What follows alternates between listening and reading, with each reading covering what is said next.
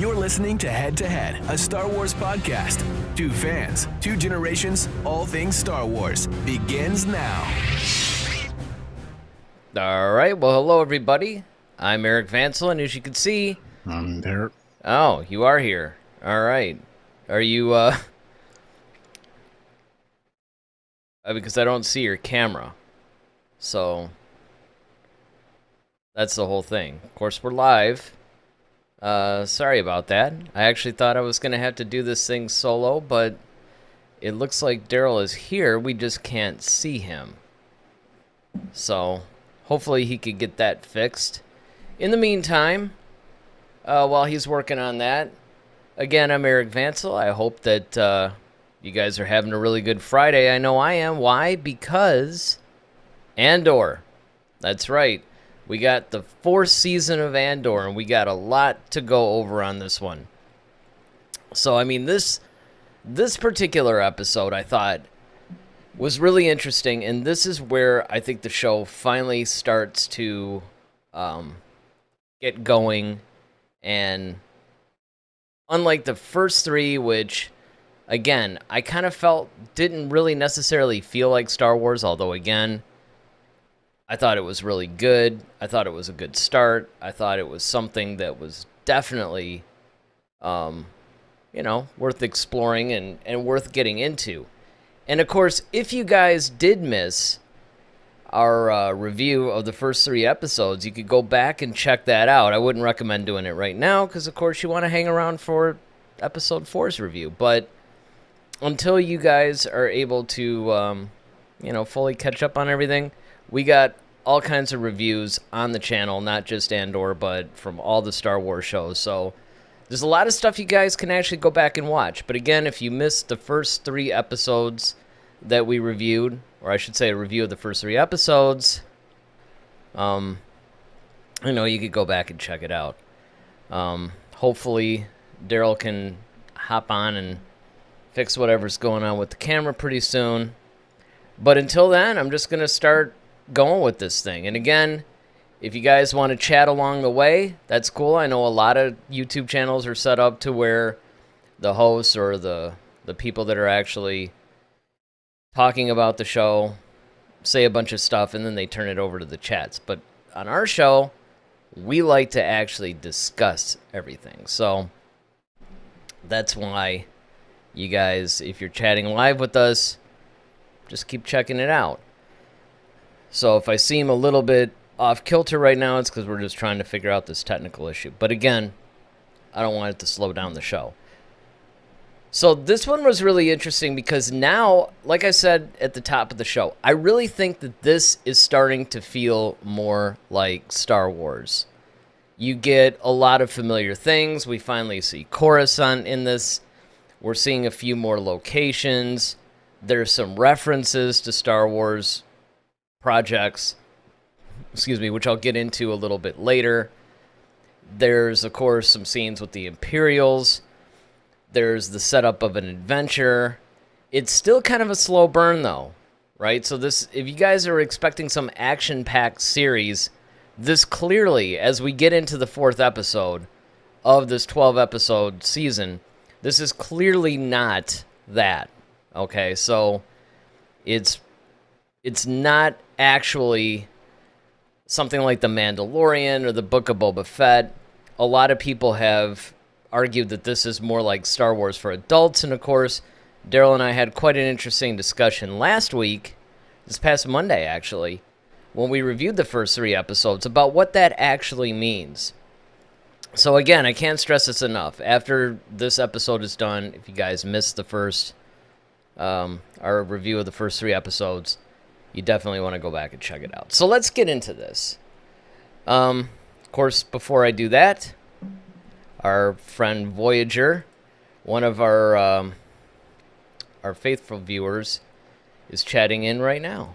And he basically says, yeah, they're definitely not storming the garrison next episode. That sequence is probably happening in episode 6 or 7. Okay, so you're getting a little bit ahead of things here.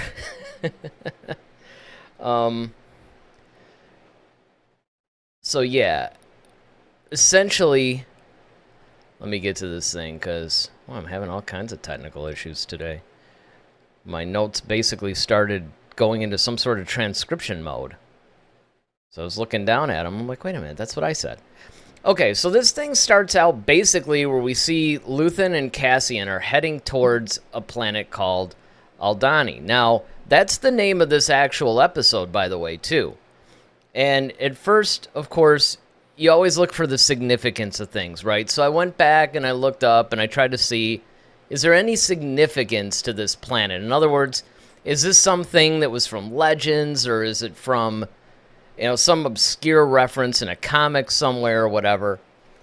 It isn't. It appears actually to be a creation for this show, which I thought was cool too, because although it is nice to actually see planets from other areas or whatever. Aha! There he is. All right, say something. Can you hear me? I can hear you. All right. All right, so we're back, and I'm not going to have to carry this one on my own, which is good. But anyway, so yeah, I was looking up Aldhani, and essentially this one, like I said, is a creation of the show. So these guys are basically going on, and the show is opening with Luthen and Cassian are basically talking, and this is kind of nice because you and I have basically said that one of the things that we wanted to see was a little bit more information. Now, the interesting thing is we didn't actually get a lot of information on him, really. Luthen? Yeah. Yeah. Well, we kind of did, though. A little bit in this episode. I don't know. A little bit, but you've gotten into this, but well, not really far. I mean, I was basically somewhat discombobulated by the whole technical issue because honestly, I didn't know you were on this whole time. Because again, I'm just seeing the black screen on the side, what it would look like before you signed on. So I had no idea you were even on. So then when it's kind of like, I'm like, man, what is wrong with this guy, right? He knows. I mean, it's kind of like, where's the text? Where's everything? Which, of course, should have been my first clue. But I'm like, all right, maybe he got detained. I kind of figured maybe it was one of those things that you were having a technical issue and you were trying to work it out. Mm-hmm. So I was just like, all right, whatever. I'll just start the show, right? But then all of a sudden I start to say something, and then you all of a sudden speak, and I'm like, whoa, okay. I mean...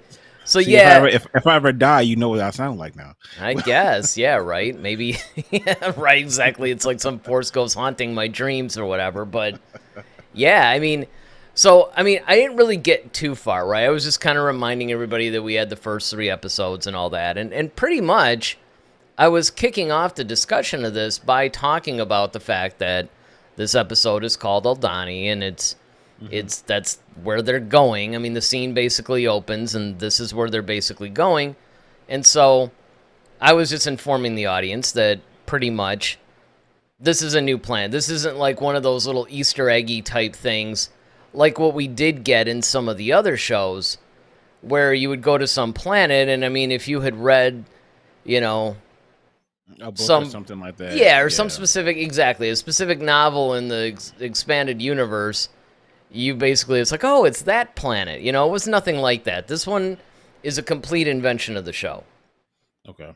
So that's as far as I got, and I was talking about how cool this little dialogue thing is between them, because, again, in the totality of Luthen's storyline in this episode, we basically see him obviously saying, look, I've been scoping you out, and...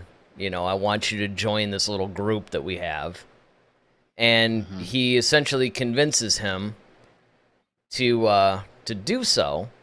And then, of course, the only other thing that we see is that he then puts on his little disguise or whatever, and then he pretends to be like some antiques dealer that he's covertly talking to Mon Mothma.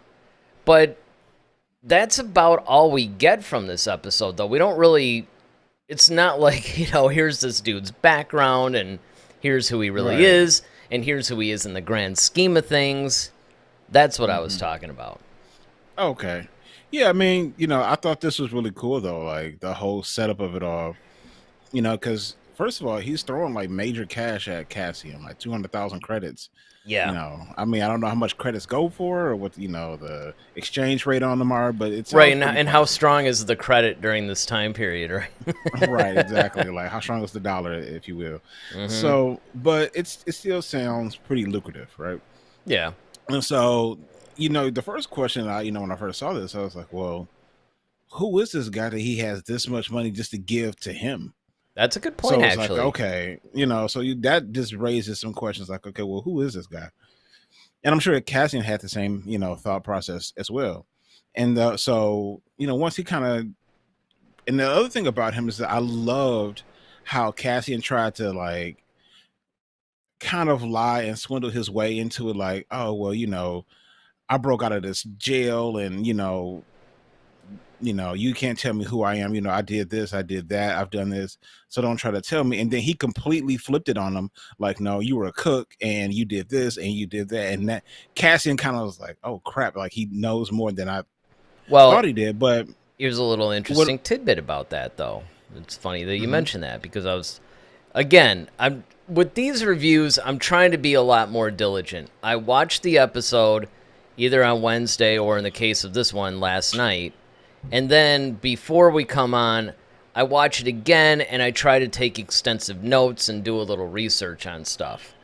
So I'm trying to make these, these review shows a little less off the top of my head, let's say. I mean, still, like a conversation, right? But I mean, this is stuff that I would do anyway, even if you and I were just talking. But he mentions fighting on Mimban when he was 16. And what's interesting is this conflict was actually seen in Solo, a Star Wars story. Although, of course, Cassian serving as a cook wasn't seen. And it took place 10 years before the Battle of Yavin, and it lines up with Cassian Andor's age being stated as 26 in the 2016 guidebook, Rogue One. And then, of course, when, he's giving him the whole crystal and all that scene, Luthen mentions the Rakatan invasion. When he's referring to the crystal, he gives Andor as a down payment. And this species was a part of Star Wars Legends and first appeared in the game Knights of the Old Republic, which is actually a very, very cool thing because this is the first thing that we're seeing of that being mentioned in canon. And it goes on to say that they were said to have been around tens of thousands of years before the Battle of Yavin, were great interplanetary builders. And this is the first mention of them in the new Star Wars canon. So even though this isn't a fan servicey type show, obviously, they are giving us little tidbits and little nuggets. And it kind of goes with what Tony Gilroy was saying, is that, look, this isn't going to be like, oh, look, it's Boba Fett, or look, it's Darth Vader's helmet, or something, something stupid like that. But it's very much furthering and deepening the lore of Star Wars. Yeah, definitely. And and even in that whole scene though, it's I feel like we learned so much that this guy really knows his stuff and he doesn't just haphazardly do so. Like he's been scoping Cassian for a while. Right. He's done his research. And I thought that was really a cool thing. Just like, even though we're not learning anything specific, like we're not getting, dates, times, that type of thing of his backstory, just the contextual things that we're getting from the dialogue or the situation does give us or does glean a lot of information just on this guy. And it makes sense when he finally does land on Aldhani and he's talking to the lady and he's just like, look, he can lie, he can do this. And it's like, it's like he was testing him already. Like, I feel like these were like little tests that he was doing on Cassian to see how he would handle under pressure or certain things. Yeah, that he could kind be. of let him know, like, I know who you are really. Like, you don't have to lie to me. However, that's a good skill to have because of what you're about to go do. Well, and then going into that, too, one of the other little nuggets that I had listed that I wanted to point out is the fact that there's a lot of callbacks to Rogue One in this thing. And one of them in particular is in this dialogue between Luthen and Cassian, where he's putting forth this plan, Luthen's putting forth this plan and Cassian's negative. and he's trying to throw him off and all that. It's almost the exact flip of the Jyn Cassian conversation when Cassian was trying to get her to join the rebellion's cause, and she was actually a little bit resistant to it. So I think it's kind of cool because Cassian actually winds up in the Luthen position when he's talking to Jyn Erso years later. And so it's kind of interesting to see these beginnings when now he's the one that has to be convinced, and he's the one, because one of the things that is a common thread, and of course I had a few problems, not many, but a few problems with this episode that I'll get into later, but one of the things that I thought was really cool as a common thread to this thing is Cassian really didn't want to be there, you know, at all, right? But right. But he did need to get out of where he was, because I mean his life was thoroughly in danger, and so he's safe, but he's being maneuvered into this thing that he doesn't really want to do, and that keeps going through the whole episode because, you know, when like later on when he meets well, let me see what her name is. Yeah, this is why I write all this stuff down, right? I think it's Verth, but I want to make sure that's what it is, because, you know, this is one of those things where, Vet Sartha. When he ends up meeting her, it's kind of like, okay, it keeps going on, and he's just being maneuvered in these situations he really doesn't want to be in, and the people that he's with don't want him around. And so this is kind of an interesting dynamic through the whole show, at least with this episode. Yeah, I mean, you kind of going back to a moment ago when you talked about a lot of callbacks to Rogue One. There was even one with where they mentioned Scarif in the ISB meeting. So yeah, I completely agree. You know, there are a lot of different callbacks, and Cassian is in a vicarious situation, and that's what Luthen pretty much told him. He's like, look, I could drop you off somewhere, right? And you'll be left to fend for yourself. Okay, cool. But how long is it before people find out, who you are, and now you're running for your life again? Or you can stick with me, do what I have, what I have got going on, and it can make it worth your while because I know exactly what it is that you want ultimately. Yeah, and that's basically it, right? And I mean, one of these things that I think is really kind of fascinating about this, I just want to make sure that I get all this stuff in, because there's a lot of really good stuff in this episode that I don't want to leave out. I mean, obviously, Cassian gets to pick his name. It's Clem, and now he's going to, for at least the duration of this mission, he's going to do it. And then, of course, which, goes into all this, this episode actually has kind of a Highlander feel to me in a lot of cases, And when you look at Andor and you look at what he's going through, it's like you said, he has this choice. And I think a lot of this episode, in many of the characters, I mean, when you look at Luthen in a way, when you look at Andor, of course, that's what the focus is. When you look at Vet, when you look at Blevin, who's one of the ISB agents, or Deidre, I think that's her name. Yeah, Deidre Miro. Yeah, when you look at her,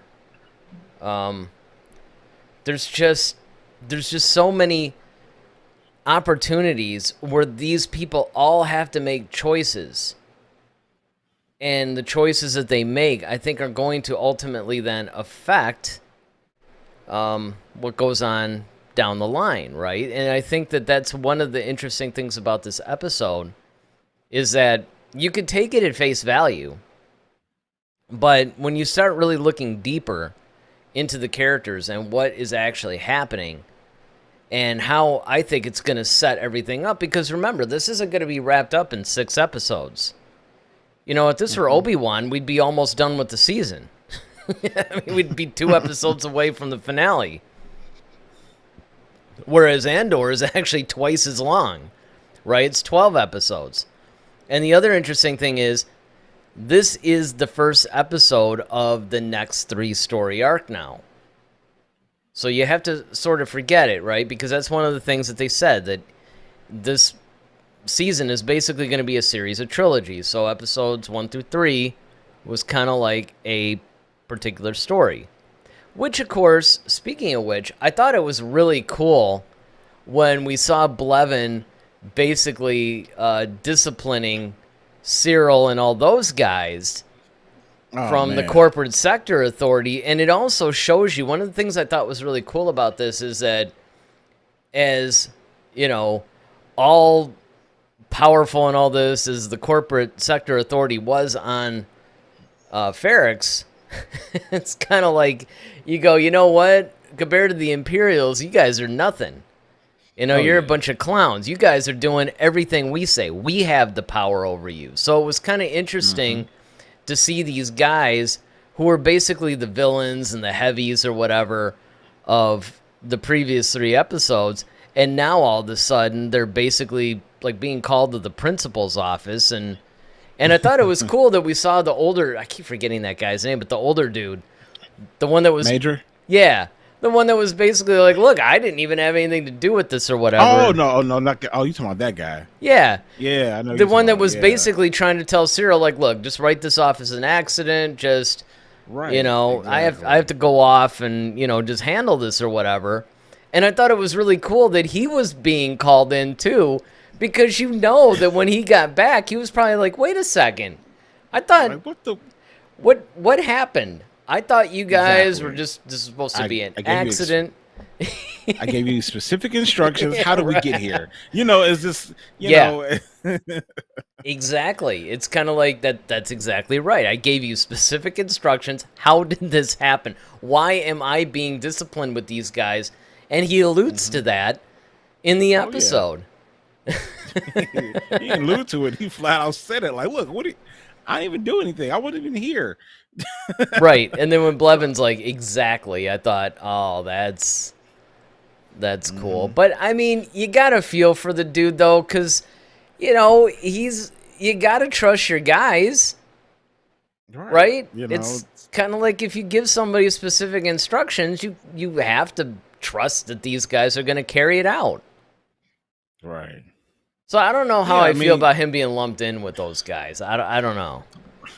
Well, I think it's hilarious because I mean, it just shows you like the difference. And you know, you and I, Eric, we talk about this, you know, all the time. Is that there's people who have a idea of how business should be run until you actually run into a real business and you see how it's run. And I think this is where that juxtaposition comes in. Is where, you know, the corporate guys think like, oh, okay, yeah, you know, we're about as good as the Empire. You know, they probably think that until the Empire shows up and you see, like, because see the leadership style, and once again, like it's the control. You look at that guy and how he had that whole conversation with, you know, Cyril, right? He was kind of laid back. Look, he said, look, don't make a big deal out of it. Look, just write it off as an accident. He had his feet up. He's just kind of chilling, like, why do I care? This is stupid. You look at that versus the major in the ISB conversation, in the ISB meeting, completely different. Like, just the way that's the gravitas that he has when he walks in, and how he asks people questions.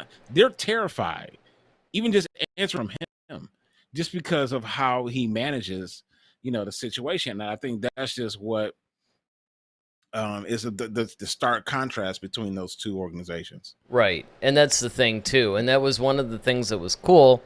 Besides, of course, seeing Coruscant, one of the things I thought was really interesting about this is the fact that, you know, we're used to seeing all the higher up stuff, the higher level stuff, right? We're directly right there with either Yoda and the rest of the Jedi Council, or the senators, or the Emperor, or whatever the case may be.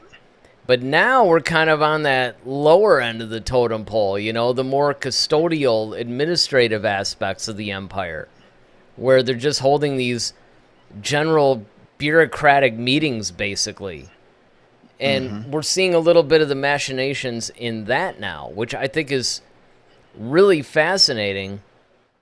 And then, of course, you start to see the rivalries between Blevin and Miro.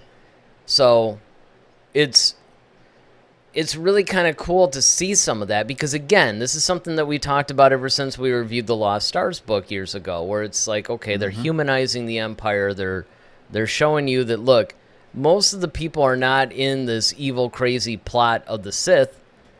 They're just kind of doing their job. You know, it used to be the Republic. Now, okay, so instead of being Republic this, we're now Imperial that. So, you know, okay, whatever. Yeah, same you know, thing. Right. change in management, I guess. So right, rallies turned into checkers. Right. That's essentially what happened. Exactly. You know, it's kind of like, all right, this company, you know, they bought us out. Fine. All right. So instead of this logo, we're wearing that logo. So to these guys, they're just carrying on and they think they're in the right. You know, they think that, look, we're the ones that are protecting the citizens of the galaxy. We're making sure that everything, government and all this stuff runs smoothly. And so it's really fascinating to see it from that point of view. And then conversely, when you go into Vetsartha, who she, you know, Luthen basically talks to her, right, and says, look, you just got to convince them, you know, just tell them that, what did he say to tell them? He basically told them, like, it was part of the plan all along. Yeah, that was it. Right. It was part of the plan all along, just whatever. And she's an interesting leader because she's definitely in charge, but you can tell that her leadership is in a somewhat fragile state.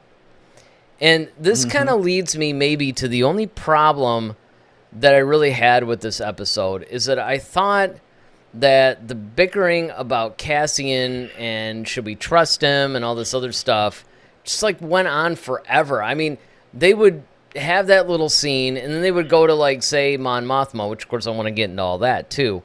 But they would go to that scene. They would come back, and it's still like, okay, do we trust him? Do we know this guy? I mean, it was kind of like throughout the rest of the entire episode, it was just about, do we trust him? And maybe there's some realism that you can point to there. I mean, I'm not saying that, you know, the guy walks in like, oh, we don't know you, but you're my new best friend, you know, that kind of thing. I'm not suggesting that, but it's like, okay, we get it. Can we have some of this off camera? You know, maybe like some of this could be like, oh yeah, okay, well, we worked it out, you know, for hours or something. I don't need to keep seeing this. It's another example about how sometimes, and it's still, even in episode 4, even though there was a lot of things that I thought were improved upon from the first 3 episodes, there's still kind of that drag, that slow drag, you know, that you're just kind of like, okay, we get it. Well, in this instance, though, it didn't bother me. And the reason why, because I get it. Like, considering the circumstances, I was like, okay, this guy is dropped into their whole little grand. I mean, considering what they're planning to do.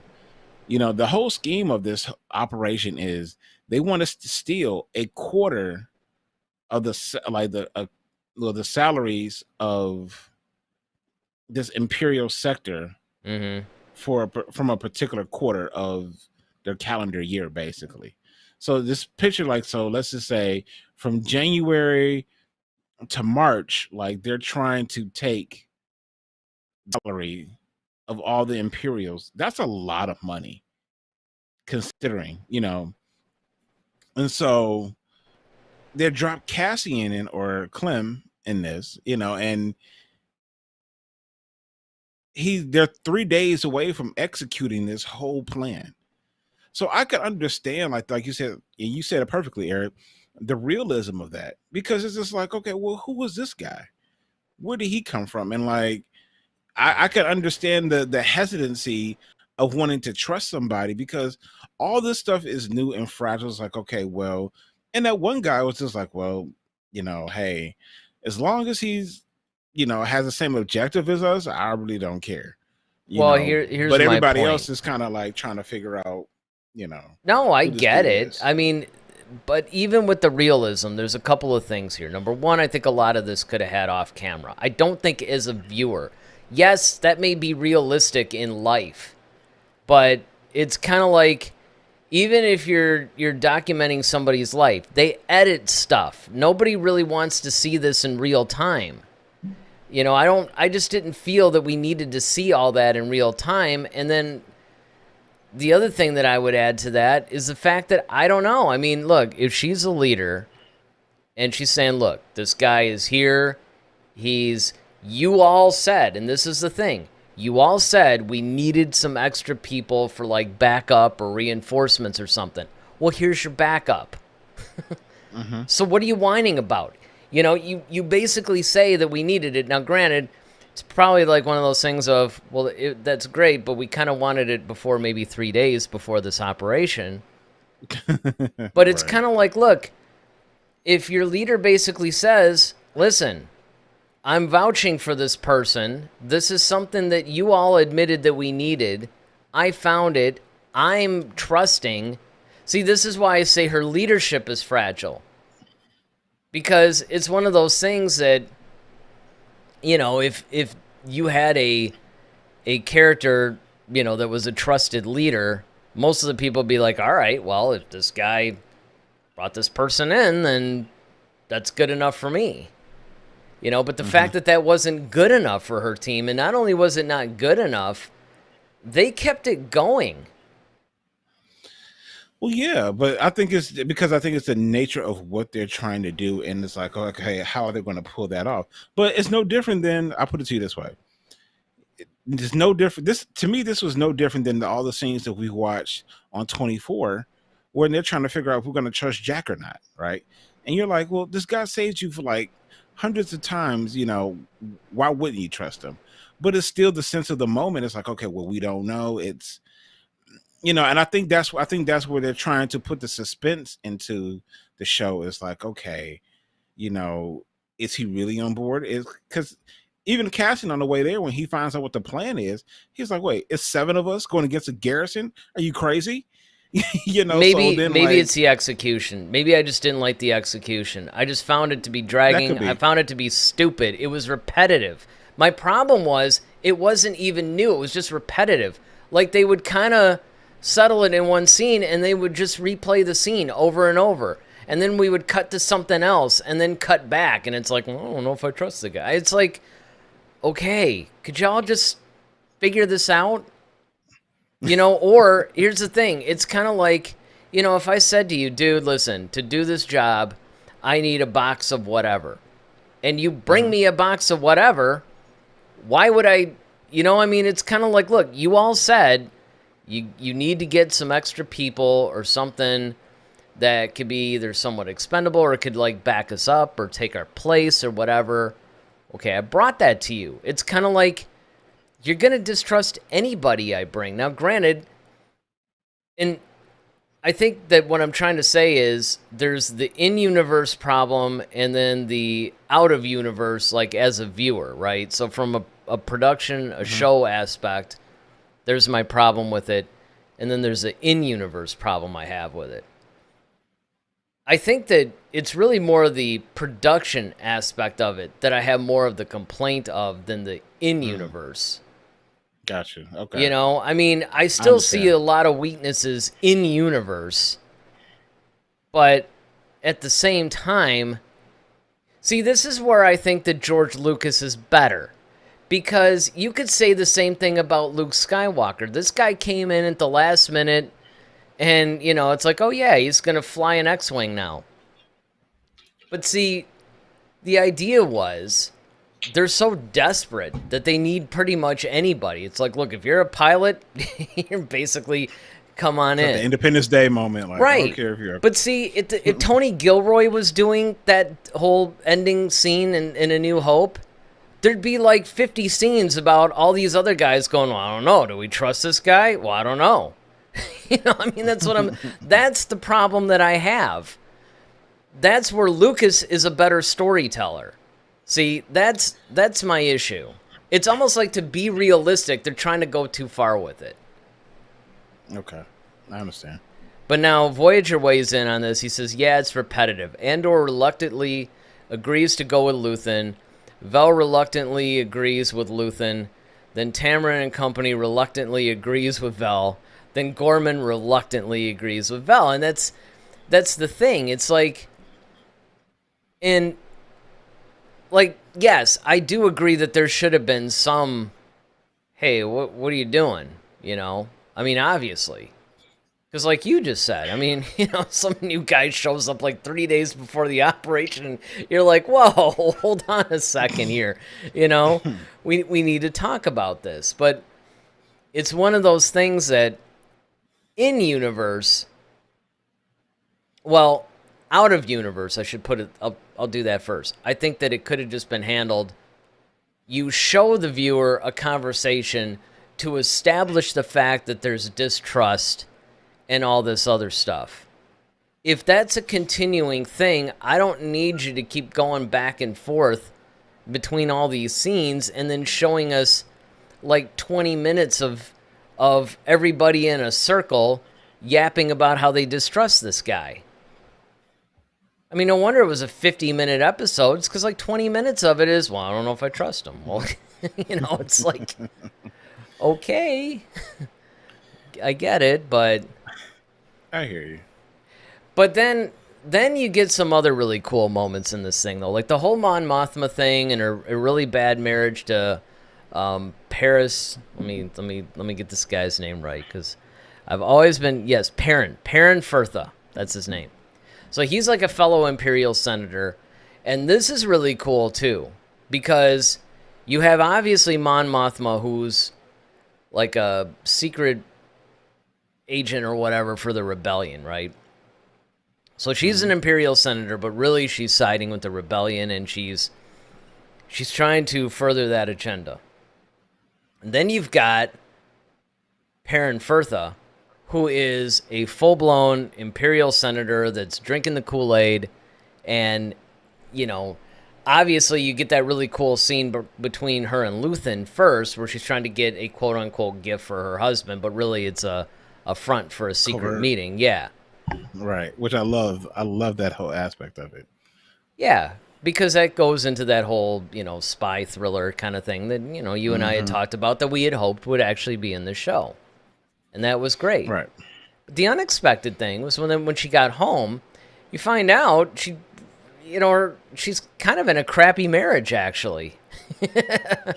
And that's just not something that you would expect. And I thought that was a really stroke of genius, because if you think about it, her being covertly working for the rebellion is going to strain their marriage. Not even so much because maybe they don't get along or whatever, but because there's a lot of things that she has to try to hide from him. And, I mean, I love the whole like dinner scene. Like, okay, you're sitting next to these people, want to undo like everything that I want to do. And his whole thing is like, could you just like lighten up and have fun? I mean, why does everything have to be so dark all the time? And I thought that was really cool, that was different. Yeah, it definitely was a twist. I mean, I kind of knew the husband thing was kind of I won't say the husband thing was a front, because, she is married, but right. The thing is I didn't think they wouldn't be happy, though, but I like the fact that it does, once again,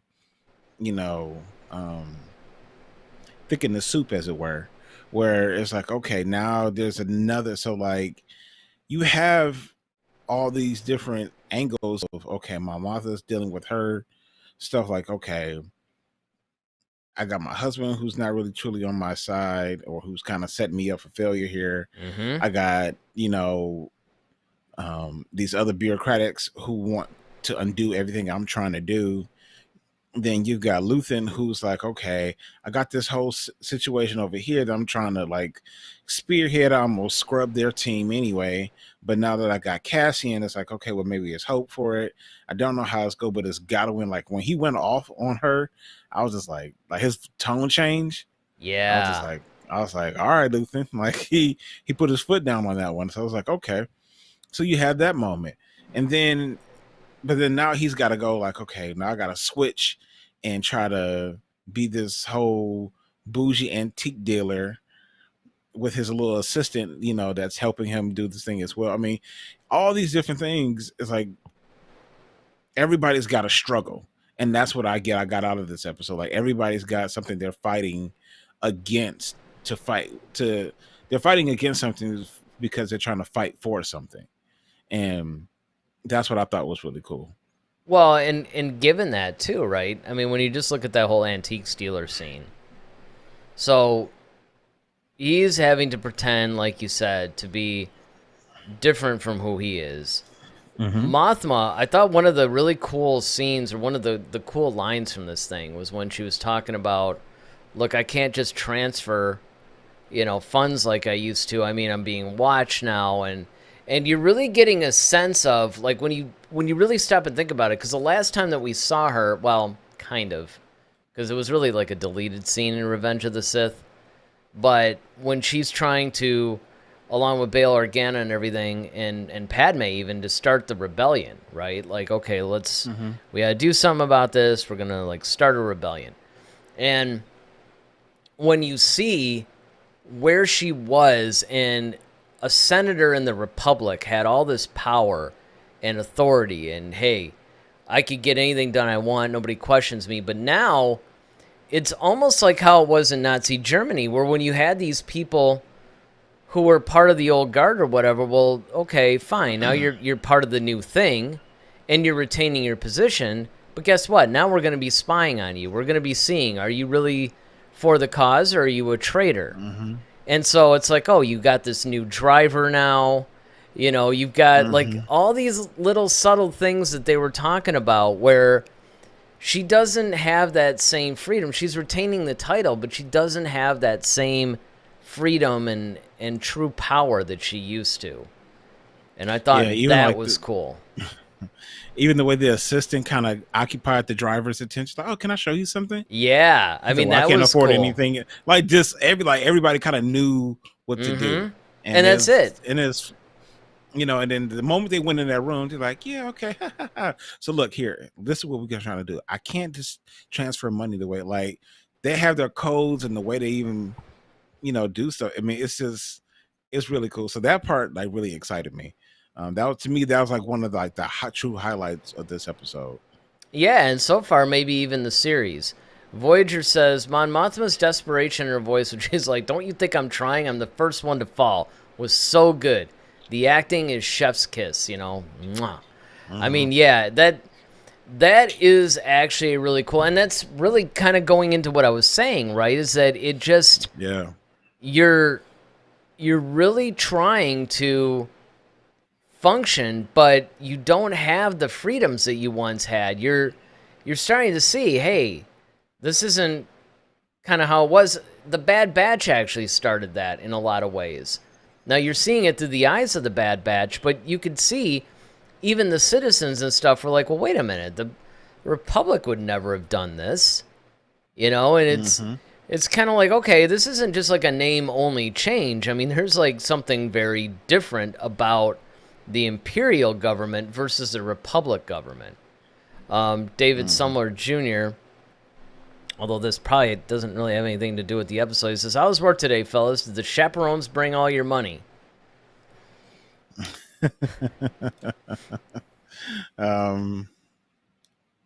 Work was good. I don't know about the chaperone part, but yeah, I'm not sure. I hope so, though. I mean, yeah. I mean, it would be, if they have money to bring us. Yes. Yeah, if they had money to bring us, that would be fantastic. Awesome. But yeah, I think that's just one of those things where you have these people who used to have all this authority and stuff, and now they have to be very, very careful. And that's one of the things I thought was cool. And then, of course, when you flip to the Imperial side, you have Chief Hine, which was kind of the older dude that was, running the meeting. And in this point, you get Blevin, who's basically like Lieutenant Um, Lieutenant Supervisor. Lieutenant Supervisor. Yeah, Blevin. So he's 11. like going up against Deidre Miro. Mm-hmm. And honestly, when I first saw that character, when I first saw Deidre's character, I really was hoping that would have been Ray Sloan. I really think that this would have been a cool time to have introduced the character of Ray Sloan, but another time, I guess. But again, I thought that was a cool thing too, right? Because he was obviously refusing to give her information and all this other stuff, so she takes it up with Chief Hine, and now they're in this, kind of like this little debate that he's more or less moderating. And I really liked the way that the whole thing was playing out. Yeah, I mean, a major protagonist is, I love his whole, like, what do we, and he was just like, I'm asking the group, like, what do we do? Like, what is our purpose? And then she recites the mission statement. He's just like, we're healthcare. We find diseases, we find bacteria, and basically expose it, get rid of it, whether it's inside or outside. Like, I love his analogy of what they really are there for. And even the way he handles a lot of different things, just as far as when people were giving their reports, like, he was very like, I don't need vague stuff. Like, I need concrete things. I need things that I could really truly go off on. He was basically kind of like chewing everybody out in that meeting for the most, except for Blevin. Yeah, the earlier meeting, but I'm talking about later on when it was between Blevin and Miro. That was actually cool. But once again, even in that, once again, he's like, all right, he's listening to both sides of it, and he's like, okay, I still need more concrete information. You just can't come to me with like whimsical or opinions. I need facts. I need stuff that I can tangibly see, that I can, like, okay, divert resources to. And but Blevin, the thing about him, he warned her, like, look, you're new. Look, if you're trying to do some political, like, it's not gonna work. I'm ahead of the game here. So their whole interaction, I'm really going to enjoy just watching the chess match between those two characters is going to be interesting, because they're both in the same organization, yet they're fighting for the same cause. But I'm just now we got to figure out what's her motive, because once she found out about certain things, like, you could tell, like, you can't really tell if she's really for the Empire or she's, kind of playing that double agent type thing. Yeah, it almost reminded me of what was the name of that character in the Obi-Wan series that was like that, where it was kind of like, at first she was kind of like, oh yeah, for the Empire, but she was actually secretly helping Obi-Wan and everything. Man, I can't remember her name, but yeah, she was the one that ended up dying. Yeah, and that's kind of what Miro kind of reminds me of. It's like you're not really entirely sure what's going on, and I enjoy that. And of course, I also like the ambivalence of it, because one of the things in the original trilogy, again, it was really more of a fantasy sci-fi. It was more about the macro, right? I mean, the original trilogy stories, they did focus on specific characters and everything, but it was really overall themes. That was pretty much the thing, right? So the Empire was bad. And then, of course, you basically had everybody, even the officers. I mean, granted, it's kind of like you didn't really think somebody like Admiral Piet was really a bad guy. He was just he was just working doing his job. And so you did see glimpses of that even in the original trilogy. But the thing is, what you didn't see was the complexity, right? You didn't see that tug of war, that, hey, I'm not really sure if what we're doing here is good. Because, again, it's one of the things that I really like that they're focusing on a little bit, is that they used to be the Republic, And that's something you have to keep in mind through all this stuff, is that when you want to demonize the people that are working in the Empire, they're not really privy to a lot of the plans that the Emperor and Vader and all that are working out. And they're also not privy to a lot of the atrocities that the Empire is committing, because it's not like the HoloNet is basically showing all this stuff, right? So they're still thinking, hey, we're providing order and peace to the galaxy, and we're squashing out people that would challenge that, i.e. terrorists. And that's how the rebels are actually portrayed. And so you have a situation where these guys are basically thinking, look, okay, so the Republic is now the Imperials now. It's now the Empire. So, all right, whatever, but we're still doing the right thing. And then, of course, you get these people who are on the inside. And we've seen this portrayed in a couple of the Disney Plus shows where it's like, ooh, you know, I've seen some things that I don't know if I'm 100% comfortable with this. I don't know what we're doing here. And that is what I think is really cool. And again, Miro could prove to be one of those. Sowing those seeds of doubt, yeah. I mean, that's just like, you know, no different than Finn, no different than what's his name from Rebels. He eventually he became Spectre. You mean Fulcrum? Fulcrum, yeah. Yeah, wrong franchise. Yeah. Oh, yeah. Oh man, Callus.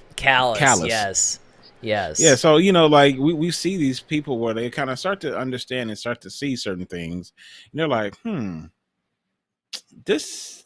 By the way, like Voyager, said, this doesn't feel right. Voyager did provide the name of Callus in the chats too, so thank you, Voyager. Thank you, Voyager. For once, we actually remembered something on our own here. Look, at least we're taking notes now. We're getting better. We're improving our thing. It's kind of like, look, if we're going to talk about... Because, again, it seems like it's just like Rogue One, and Andor's kind of the same thing. They're throwing a bunch of...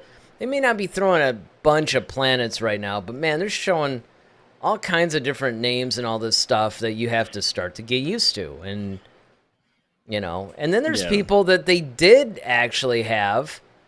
that we don't see, like Marva. Marva doesn't make an appearance. So it makes me wonder, are we going to ever see her again? Now, granted, I mean, we got like another, I don't know, 8 episodes or something. So I'm not ready to write off the character just yet. But you got to wonder, was that just somebody who was a transitional character that, look, during this part of Andor's life, you know, she was in it. She was part of his past. She was necessary. Now she's kind of handing him off.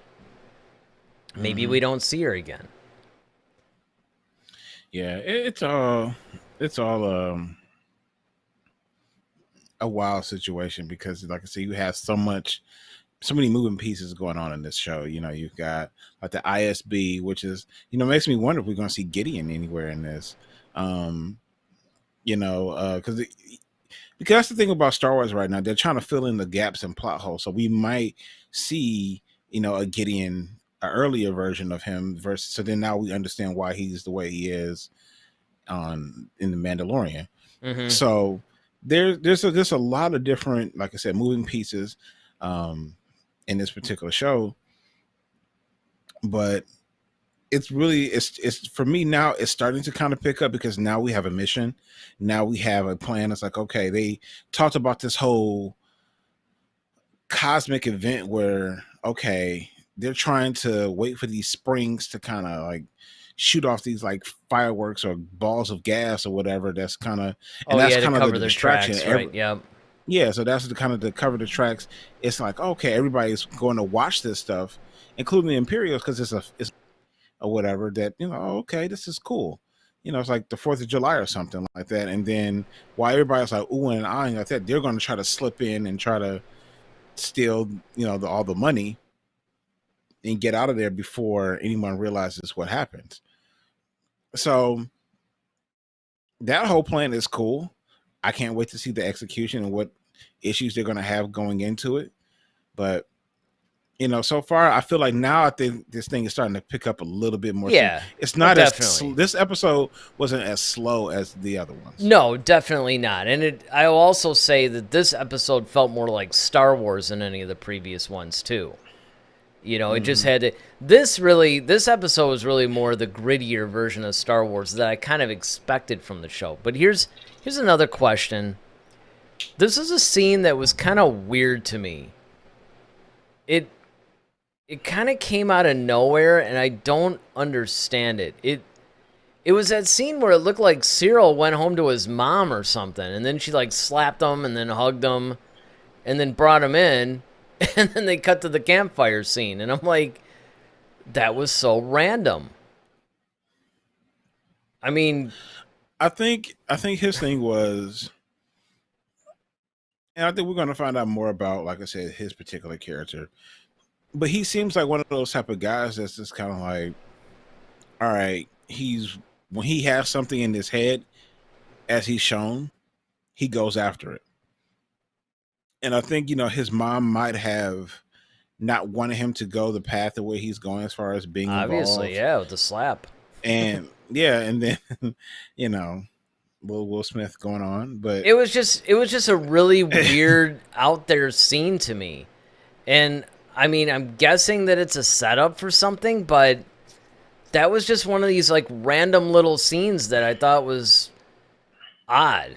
I mean, I guess it's the best way that I could put it, And it could be one of those things like where, she might have heard what happened and feared for her son. So the fact that she saw him and he's alive, yeah, she's happy. Sure. But she slapped him because she's just like, what are you out here doing? Well, I mean, but I'm still your mother. I still love you, and I still miss you. But that part wasn't the part that confused me. I mean, I get that. I mean, the slap and then the hug and all that. That's been done in a million movies. What confused me was he just dropped that random scene in where he just goes home to his mother.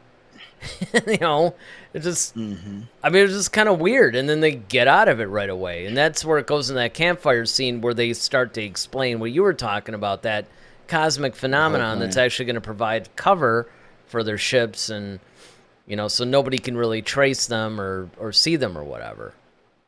All right, so overall thoughts on the episode. Overall, I thought the episode was good. I think we got a lot more story. We got some insight, even if it wasn't direct moments, we still got a lot of contextual information about a lot of different characters. I'm glad we got a chance to see Coruscant and Mon Mothma finally. So now I feel like the story is starting to snowball now. Like, I feel like now we're starting to roll a little bit. It hasn't, of course, revealed ultimately what's going on, but I think we're on the roll now. We're starting to move a little bit, and so now I think that it was a decent episode. I probably, if I had to rate it, I'd probably give it a 7.5. Yeah, I'd probably go with you on that one. I mean, I would say pretty much the same thing, right? I thought it was interesting. I thought they introduced some really cool characters, had an interesting dynamic overall between a lot of them. I thought that it did drag in some parts, and again, the legendary complaint that I had about the whole trust issue thing just going on too long. But, I mean, other than that, yeah, I thought it was a really solid episode. I would probably give it 7.5, somewhere in there. Because, again, it felt like Star Wars. It felt like the show that we were promised.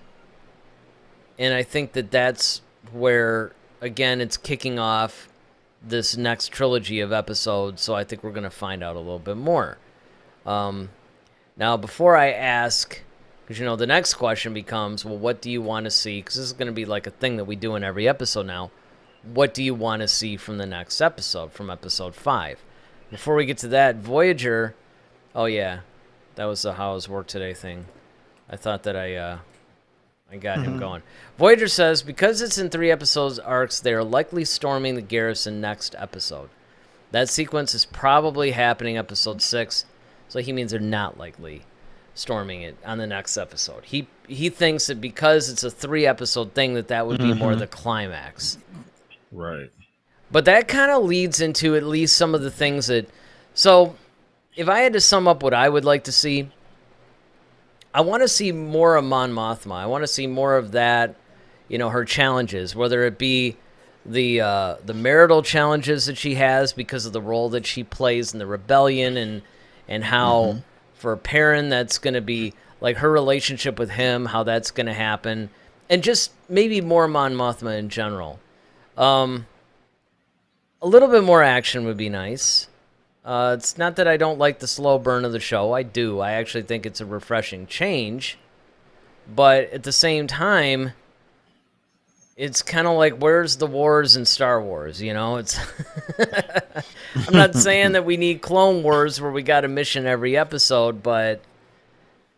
And again, some of the things that I would think that would be a problem I think are actually a strength in this, but I would just like to see a little bit more. And again, with this in mind, unlike what Voyager says, I would actually like to see the attack happen in the next episode. Because it just seems like they're setting that up, because what more are you going to do?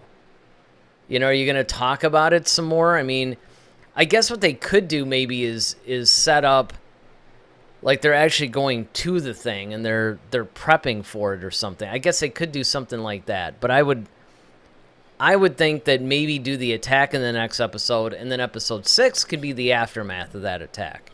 And then finally, I'd like to see more between Blevin and Miro, because I think that within the Imperial part of it, within the ISB, that little cat and mouse rivalry kind of thing that they got going on, obviously, I think there's a lot of cool story that they can tell there. So from the next episode, again, this is not what I want to see like through the entire series, but every episode we're just going to talk about what we want to see in the next one. So that's what I want to see from episode 5. What do you want to see from episode 5? I want to echo a few things. The Mon Mothma, definitely, I want to see more of that. I always thought that she's an interesting character, especially at this stage of the game. I would love to see a little bit, and especially now that we've kind of gotten a glimpse of her covertness with Luthen, more of that. As far as Cassian and his little tribe of unmarried men. Yeah, right. Exactly. I think I would like to see how he kind of starts to bond with them. It's like, okay, look, I get it. Start to weed off the mistrust so we can go ahead and execute this mission.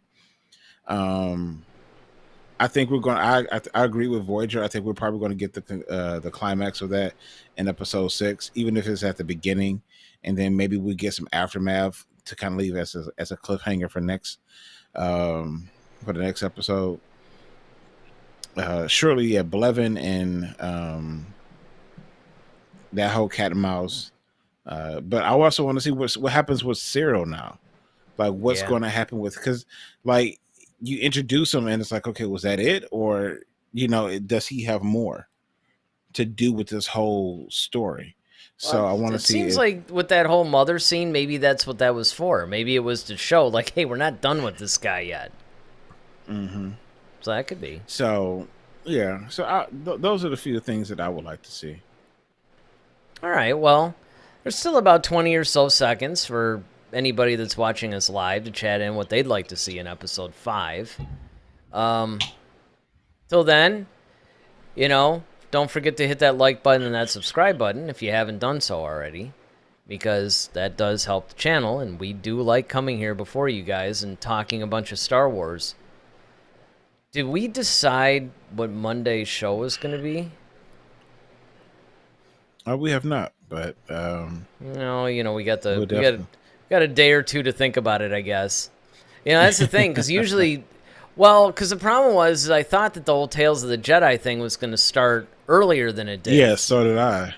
So it was kind of like, I thought it was a no-brainer, right? We do Tales of the Jedi on Mondays and Andor on Fridays, but that wasn't the case. But hey, it's not like there's a shortage of stuff to talk about in the Star Wars universe right now, so that part is actually good. But I guess until then, hopefully you guys are enjoying Andor. Let us know in the comment section. Again, if you're watching the rebroadcast of this, let us know what you want to see from Episode 5, but give us your thoughts on Episode 4. We'd really like to continue this discussion in the comments. And then, of course, might as well plug our social media, too. We got our Twitter and our Facebook at HeadToHeadSW. And then if you actually join our Facebook group, Head to Head of Star Wars Community, we do engage in a lot of discussion there. And also, if things are coming up, that's basically where we post it. So you do want to go to our social media in case you guys want to see what's going on, with us in the future or whatever. We post it there. So I guess until then, Monday's going to come sooner rather than later. Remember, join us every Monday and every Friday at 8, where we come to you live, except, of course, when we can't. But we'll still have a pre-recorded show for you guys. So Monday, Voyager asks, where's Ronaldo? I don't know. That's the weirdest thing, man. He hasn't been on in a long time. I hope everything's okay. He's all right. Yeah. Yeah. I mean, He's been with us on day one, basically. He has, yeah. Ronaldo's been the most consistent person. And it's really weird that we haven't heard from him with a new show that's out. Yeah. So, I don't know. I guess we'll just have to try to track him down somehow. But, all right. Till Monday night, I'm Eric Vansel. I'm Daryl Sanders. May the Force be with you. Always.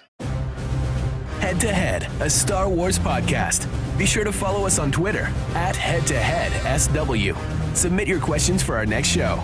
Visit our official website at headtoheadswpodcast.com. Until next time, may the Force be with you, always.